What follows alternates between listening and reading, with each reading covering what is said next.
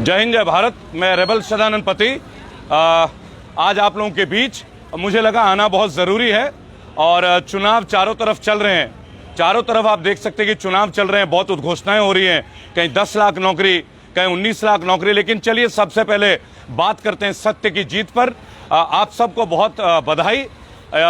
Donald Trump अब हमारे बीच USA के राष्ट्रपति के तौर पे अब मौजूद नहीं रहेंगे। जो बिडेन जो कि अब राष्ट्रपति के तौर पे जीत चुके हैं, और गोदी मीडिया की तरह अमेरिकन मीडिया नहीं है। गोदी मीडिया की तरह अमेरिकन मीडिया दूसरी चीजों को नहीं दिखाती। अमेरिकन मीडिया कहीं ना कहीं प्रजातंत्र के लिए, लोकतंत्र के लिए एक जीवित मिसाल है। वहां पे जब जो बाइडेन जीत रहे थे, लोगों के बीच बहुत अच्छी तरीके से प्रेजेंटेशन आ रहा था और किसी भी तरीके की कोई छींटाकसी नहीं होती। आप देखिए विश्व के जो सुपर पावर हैं अमेरिका, वहां भी चुनाव का या पत्रकारिता का या जर्नलिज्म का एक लेवल है, एक स्टैंडर्ड है। वहां लोगों की आवाज को सुनी जाती है। यहां की तरह गोदी मीडिया नहीं कि प्रॉब्लम कुछ और दिखाया जाए कुछ और। हमारी देश की वास्तविक समस्याओं को ना दिखा के कभी चाइना, कभी पाकिस्तान इस तरह का वीडियोस दिखाना, कभी चांद का वीडियो दिखाना, कभी मंगल ग्रह में नए नए एलियन दिखाना, अगर ये पत्रकारिता है तो ऐसे पत्रकारिता पे थू है। और मैं एक बात इस वीडियो के माध्यम से आज कहना चाहूंगा। व्यक्तिगत तौर पे मैं इस जगह पे आके बहुत प्रसन्न होता हूं। ये जामा मस्जिद है, आप पीछे देख सकते हैं, और मैं इस संस्कृति के धरोहर के बीच में खड़ा हूं जहां मंदिर मस्जिद सब एक जगह में होते हैं। मेरे पीछे तमाम जो मेरे भाई है, आप सबको मैं धन्यवाद देना चाहूंगा। ये मेरे भाई हैं, इन्हीं के बीच मेरी आवाज आती है। मेरा अपना कोई प्लेटफॉर्म संसद का है नहीं, ना ही मैं वहां जाना चाहता हूं। जनता की आवाज आप लोगों तक पहुंचाना चाहता हूं। बात करेंगे बिहार की। देखिए नीतीश कुमार और योगी आदित्यनाथ अलायंस, बीजेपी और जेडीयू, एक तरफ नीतीश कुमार बोलते हैं कि सीए एनआरसी के ऊपर हमारा स्पष्ट एक निगाह है कि सीए एनआरसी को हम बिहार में लागू नहीं होने देंगे, और वहीं पे उत्तर प्रदेश के मुख्यमंत्री और बीजेपी के स्टार प्रचारक योगी आदित्यनाथ जी आके कहते हैं कि हम सीए और एनआरसी को लाएंगे। तो जिस पार्टी में अपने सहयोगियों के बीच ही तालमेल नहीं है, क्या ऐसे पार्टी को सपोर्ट करने का कोई मकसद होता है? क्या ऐसा पार्टी को हमें कोई मकसद देना चाहिए? ये उन्हीं पार्टी को डसती है बीजेपी जो इनके सहयोगी होते हैं। उदाहरण के तौर पे पंजाब में इन्होंने अकाली दल का नामो निशान मिटा दिया। महाराष्ट्र में इन्होंने उद्धव ठाकरे के साथ धोखा किया। 35 साल के रिश्ते थे इनके साथ, आज इन्हें अचानक उद्धव ठाकरे से शिकायत होने लगी। अब इन्होंने जेडीयू को टारगेट किया है। और देख लीजिए रामविलास पासवान जी जो अब हमारे बीच नहीं रहे और दलितों के लिए बहुत प्रयासरत रहे, शेड्यूल कास्ट के लोगों के लिए बहुत लड़ते रहे, गरीबी नियंत्रण रेखा के नीचे के लोगों के लिए मेहनत करते रहे। उनके पुत्र चिराग पासवान भी इस बार बिहार में अलग तरीके से चुनाव को लड़ रहे हैं। आखिर क्यों ऐसा क्यों हो रहा है कि बीजेपी के अपने ही सहयोगी बीजेपी को छोड़ के भाग रहे हैं? केवल इसलिए क्योंकि लोगों को यह पता चल गया है कि बीजेपी अपने ही सहयोगियों के सिर पे पैर रख के और उनको दमन करती है, उनको कुचलती है। ठीक उसी तरह जैसे आज भारतीय जनता के साथ, हम जैसे नागरिकों के साथ हमारा फ्रीडम ऑफ स्पीच छीना जा रहा है। आज अगर हम कुछ कहते हैं तो हम पे यूएपीए लगाने की कवायद की जाती है। और देखिए एक कमाल की बात मैं आज पूछूंगा इस वीडियो के माध्यम से। आज कपिल मिश्रा जो पहले आम आदमी पार्टी के होते थे और अब जिन्होंने बीजेपी का भगवा रंग अपने ऊपर चढ़ा लिया है, भगवाधारी मैं भी हूं, लेकिन उससे पहले मैं एक भारतीय हूं और मेरे भारतीयता होने पे मुझे गर्व है। मैंने हर वीडियो में कहा है कि मैं भारतीय हूं, मैं हिंदुस्तान की डेफिनेशन में यकीन नहीं करता। भारत हमारे देश का नाम है, आपसी मजहबी हमारी सहमति, हमारे विश्वास का प्रतीक है ये देश। यहाँ किसी हिंदू की बात नहीं होगी, यहाँ किसी मुसलमान का जिक्र नहीं होगा, यहाँ किसी सिख ईसाई की बातें नहीं होगी, यहाँ भारत की बात होगी, भारतीयता की बात होगी। हमारे देश को तोड़ने वाले जितने सांप्रदायिक ताकतें हैं उनके खिलाफ मैं रेबल फाउंडेशन की ओर से मजबूती के साथ खड़ा और आप लोगों के बीच हूं। आप हमारे वीडियोस में देखते होंगे आज राजघाट में कपिल मिश्रा जो कि बीजेपी के अब स्टार प्रचारक बन गए, वो सत्याग्रह कर रहे हैं। सत्याग्रह जो गांधी जी ने किया था। तो सबसे पहले इस वीडियो के माध्यम से और मैं इनसे पूछना चाहूंगा कि ये गांधी में विश्वास करते हैं या गॉडसे में विश्वास करते हैं? अगर ये गांधी में विश्वास करते हैं तो ये गॉडसे को क्यों मानते हैं? और क्या गॉडसे को मानने वाला सत्याग्रह के राह पे चलने वाला होता है?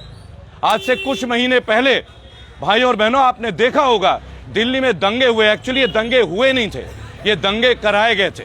दिल्ली की भावना दिल वालों की है, दिल्ली दिल वालों की है। ये सिर्फ कहने तक सीमित नहीं है।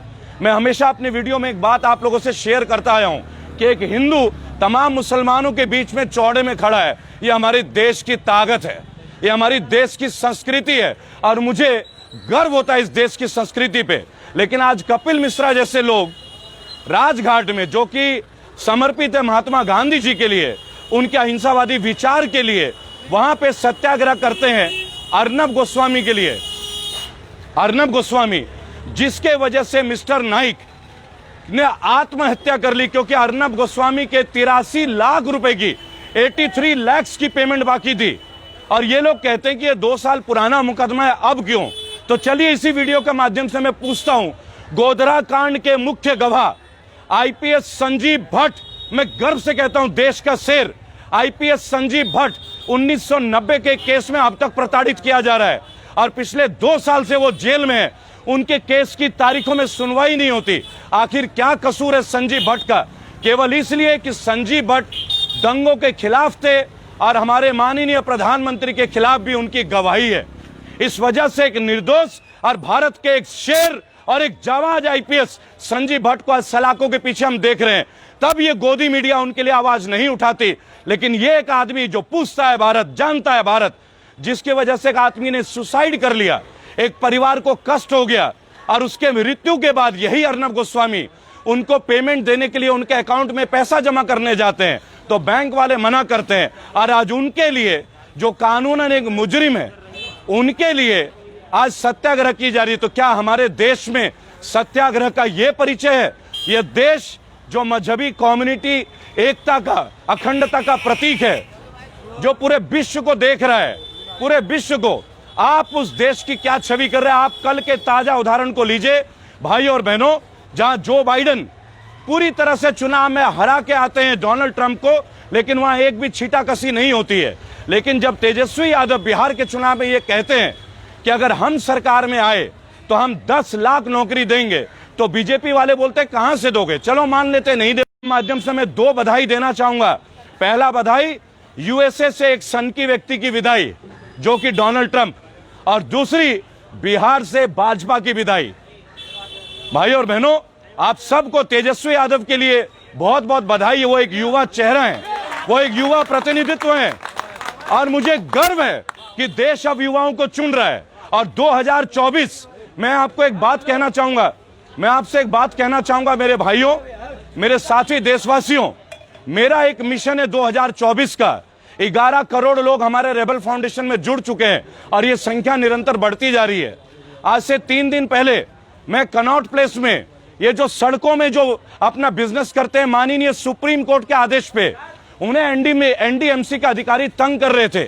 मैंने उनके खिलाफ युद्ध छेड़ा और उनकी लड़ाई भी मैं लड़ रहा हूं। और जो लोग कमल छाप लोग ये कहते हैं कि मैं बंद कमरे में होता हूं, तो अच्छी तरह से देख लीजिए, मैं खुदा के दरवाजे के पास खड़ा हूं और शायद तालियां बज जानी चाहिए। मैं खुदा के दरवाजे के सामने खड़ा हूं क्योंकि उसका एक कारण है। और जो लोग आज एक छोटी सी किसी भी दुर्घटना को संप्रदाय के साथ लड़ते हैं, उनके लिए मैं एक बात बोलना चाहूंगा कि हिंदू और मुसलमान के ऊपर उंगलियां करना छोड़ दो। आप जब मुसलमानों के ऊपर जब आप टिप्पणी करते हैं, आपको एक बात समझना होगा, जो लोग दिन में 5 बार नमाज पढ़ते हैं, कितनी बार? जोर से बोलिए, कितनी बार? 5 बार नमाज पढ़ते हैं, वो इसी धरती को 5 बार चूमते हैं। और ये धरती भारत की है, पाकिस्तान की नहीं। इसीलिए जब भी उंगली उठाओ, सोच के उंगली उठाओ। हर बार हम ये उंगली को सहन नहीं करेंगे। हो सकता है कि उंगली उठाने के लिए तुम्हारा हाथ भी ना रहे। आपको इस वीडियो के माध्यम से एक बात और मैं कहता हूं, ये गली केवल एक गली हमारी और आपकी नहीं है, ये गली विश्व के लिए। लोग विश्व के कोने कोने में यहां जायका लेने आते हैं, यहां कचौड़ी खाने आती है। पराठे वाली गली भी यही है, आपका जैन मंदिर भी यही है, आपका हनुमान मंदिर भी यही है, और मेरे पीछे खुदा का दर जामा मस्जिद भी यही है। देखिए, मैं शुरू से एक बात बोलता हूं, वो हिंदू क्या जिसके दिल में मुसलमान ना बसता हो, और वो मुसलमान क्या जिसके जहन में हिंदू ना रहता हो। आपसी एकता बना के रखिए, सांप्रदायिकता बढ़ने मत दीजिए। और जो भी नेता ये हिंदू मुसलमान और कपिल मिश्रा जैसे लोग हो, चाहे ओवैसी जैसे लोग हो, मैं सीधी बात बोलूंगा, मैं नाम लेके बात करता हूं, ये देश किसी के बाप का नहीं है।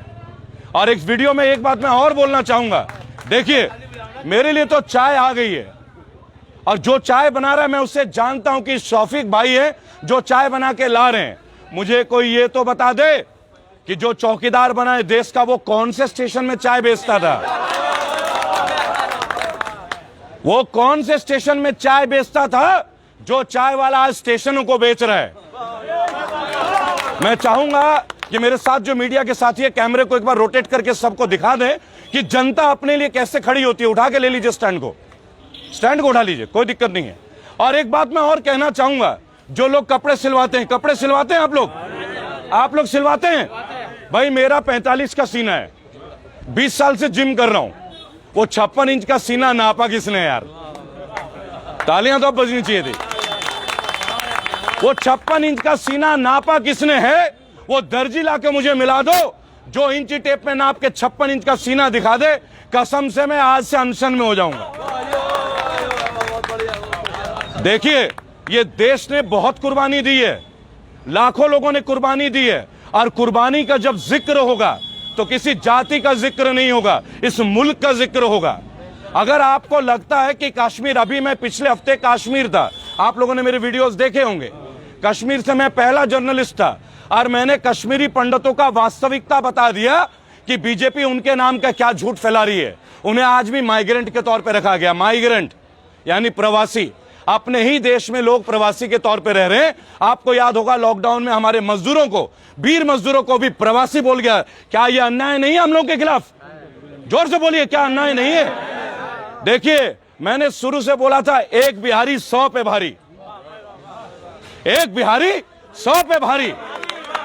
भाई तेजस्वी यादव को ये जीत की मुबारकबाद मैं देता हूं, और मैं जानता हूं कि ना तीर रहेगा और ना कमल का नाम रहेगा। बिहार का शेर तेजस्वी अब तुम्हारा ही सरकार रहेगा। मैं किसी पॉलिटिकल पार्टी का नहीं हूं, ना मैं राष्ट्रीय जनता दल, ना ही कांग्रेस, ना ही बीजेपी। जो नेता काम नहीं करता है, जो पार्टी का नेता काम नहीं करता, चाहे आम आदमी पार्टी क्यों ना हो, मैं तो उसकी भी कब्र खोदूंगा।